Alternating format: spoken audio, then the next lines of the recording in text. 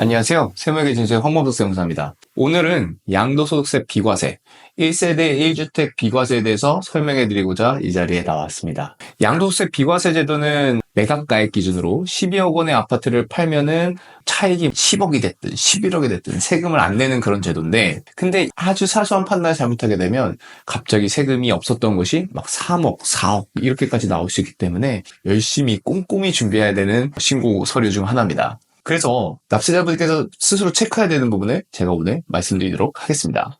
첫 번째, 매각하시는 주택 외에 오피스텔을 보유하고 계신지 확인하셔야 됩니다. 가끔 주거용 오피스텔을 가지고 계신 분들이 계시거든요. 공부상의 용도가 주거용이라 하더라도 실제 사용 용도가 주택이라면, 그리고 거기 실제 누가 전입해 와서 살든지 아니면 본인이 살든지 이런 식으로 거주 목적의 오피스텔이라면 그게 주택수에 포함이 될 수 있어요. 그러면 내가 매각하는 주택이 비과세에서 배제될 수 있으니 오피스텔 보유 여부 꼭 확인하셔야 됩니다.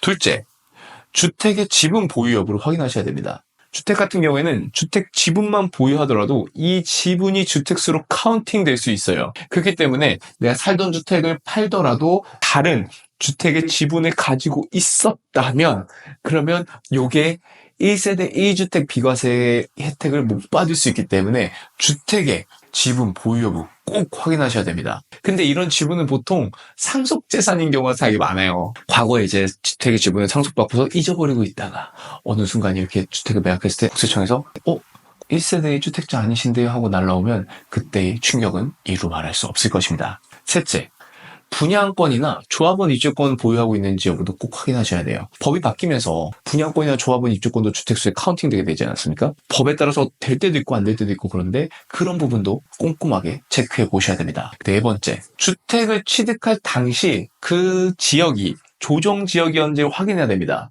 조정지역에서 주택을 취득한 경우에는 2년의 거주 요건이 필요하거든요. 그래서 그 주택 시기와 장소에 따라서 이게 달라질 수 있는 점 미리 말씀을 드립니다. 다섯 번째, 그 주택에 우리 가족과 배우자, 직계, 존속, 비속이 어떤 주택을 가지고 있는지도 확인해야 되겠지만, 그 외에 이제 형제자매까지도 주택을 가지고 있는지, 주택 지분을 가지고 있는지 꼭 확인하셔야 됩니다. 그런 지분 역시도 1세대 의 주택수에 포함이 돼서 과세된 사례가 있거든요. 그렇기 때문에 그런 부분을 유의하셔서 보셔야 됩니다. 마지막으로 공부를 꼭 띄워보셔야 됩니다. 예를 들어서 저희가 세대 구성원이 실제로 4명임에도 불구하고 진학, 취약 이런 목적으로 이제 다른 세대원을 공부상으로 등재시키는 경우도 종종 있을 수 있거든요. 근데 그럴 때는 사실 국세청의 입장에서 봤을 때는 공부상 용도를 먼저 보기 때문에 그런 사람까지도 공부상으로 나와 있으면 동일 세대네 라고 판단할 수밖에 없습니다. 그렇기 때문에 실제 거주하는 인원과 공부상 적시되어 있는 인원이 일치하는지에서 꼭 확인하셔야 됩니다. 자,